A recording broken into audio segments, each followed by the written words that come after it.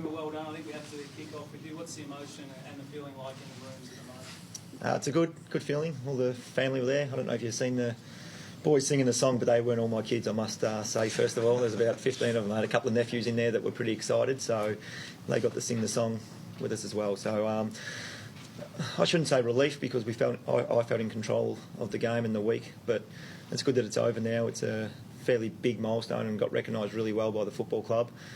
So the whole objective, I think, though, was to get the 4 points, and we certainly came and played some really good footy tonight. So we've done that. We sang the song. We move on to next week now, which is good. You happy with your game? Yeah, not too sure. Lucky Lindsay gave me a little goal at the end, which was good. I missed that one and hit the post, but he marked one in the goal square, and I was going over to him to give him a little pat on the backside after he kicked it, and he said, "Do you want this?" I sort of looked around. I thought, "Yep," and I got a little cheap one. So it was a cheap one, but that's the kind of guy Lindsay was. He said to me during the week, "I'm going to get you a goal," and he certainly did that. It was a pretty scrappy game, really, wasn't it? I mean, it's obviously a great occasion, but would you have liked to have played in a sort of higher game? No, not really. We won, so I don't really care how it gets played. We knew when St Kilda were at their best, they got some really good pressure. When we play our best, we pressure really well as well. So I don't think it was ever going to be a high-scoring game. So I'm very happy with the win, absolutely. It's always going to be Drew and Spud that cheered you up. Yes, we did speak about it during the week as a bit of banter. I told Lindsay was trying to get in the middle of us as well, but no, look, Drew's one of my best mates I've ever played footy with. Spud's not far behind, so I enjoyed them too. Lucky they didn't drop me there, but I enjoyed them too carrying me off. Were you boxing with the hands on the heads as you walked up to Lindsay to give off the hand pass? No, I was knackered. I was pretty tired. I was late in the game, so we worked pretty hard. So I wasn't foxing, but lucky my opponent just thought Lindsay was going to go back and kick the goal. So what? I'm sure you've been asked this during the week. What sort of figure can you end up on? I got no idea. I think I'll be on 428 next week, and that's all that matters, because we've got another huge game. And I know it's cliche to you guys, but for us, we've got our 12 wins now, and that was the objective at the start of the year. So we'll go out there and we'll have another massive crack next week against the Bulldogs and see if we can climb the ladder a little bit. But it's a cliche, but literally we've got 4 games to go, and I'll be looking at it very short term.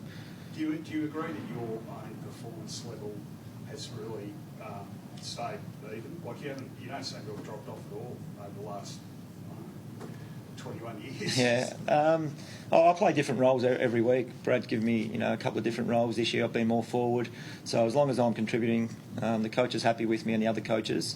It doesn't matter how much of the ball I get or how much goals I kick.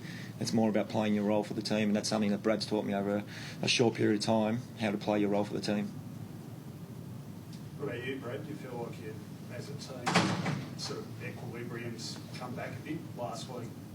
Well, for a start, you're winning, but you're playing a lot more solid footy. Well, I think that we probably went through a patch of losing a few games against.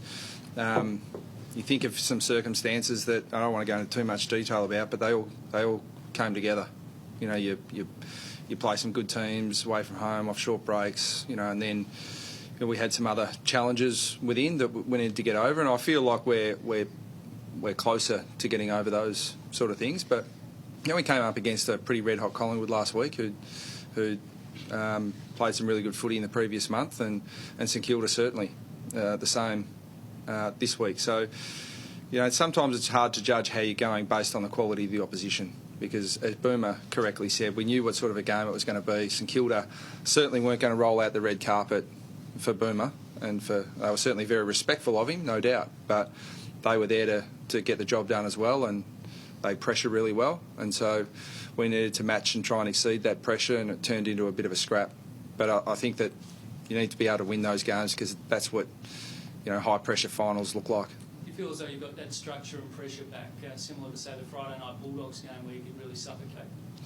Yeah, look, I think it's St Kilda missed some shots, so did we. But I think it's pleasing when you look up sort of late in the game and the opposition's only kicked 2 or 3 goals. A little bit disappointing. I think the boys went into party mode a little bit in the last 3 or 4 minutes. But the job was pretty much largely done. But to restrict the opposition as well as we did tonight was pretty good, and I thought our defence held up really well. And there won't be too many questions about Drew Petrie's form this week. Oh, well, there were never any questions internally, and we've said that. Whether people believe you or not, that's up to them. But we understand we live in an opinion-based industry, and people have got every right to express their opinion. But I just, as coach, try and focus on the facts, and particularly with players of the calibre of Drew Petrie, you just know that if you continue to support them and work with them, it's only a matter of time. What's the report on Jared White? I don't know yet. I understand it's. I've been loath to comment on injuries this year because you just straight after a game you don't really know. But I understand he's been, in the side, then out, then in, then out in quick succession. So, for our supporters and members, he looks like he's just jarred his hip again, the same hip. Whether it's exactly the same injury, I'm not sure, but it's a strange one because you saw how he was functioning right at the start of the game, and then 5 minutes later, without incident, he's pretty sore. So we'll just go and get it scanned again, and we're really patient with it at the start, so we're just going to have to reassess how we treat him and when he comes back. Is that worrying for you that it happened in such an innocuous manner? No, I'm not acutely concerned because it's been an ongoing thing for probably 6 weeks. So we've had to manage it, and I think the biggest challenge is he feels perfect 1 minute and sore the next. So it's really hard for the medical staff to give a definitive diagnosis, but we'll go back to the drawing board and hopefully get him back next week. But we brought him back 2 games and he hasn't got through those 2 games. Such a big build-up. Did you fear at any stage that might affect the focus of the group? Jane. That affected my focus. Yeah. Sorry, Bernard, Hi, Mr. Stevens. Host broadcaster.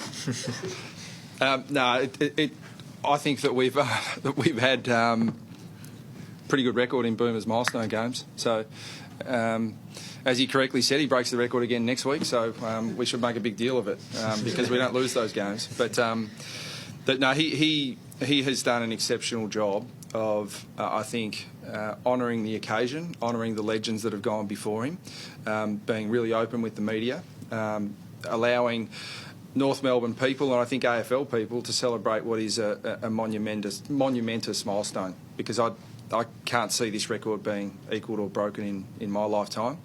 The game is more arduous than ever. And I think the thing that impresses me the most is that he's not just limping to the line. He completes every training session. He sets the standard in terms of professionalism at the club. He really leads the way in work rate.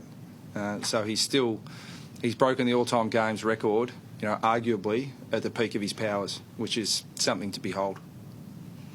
Do you allow yourself a celebration tonight, Bernard, or quick turnaround and focus on next week?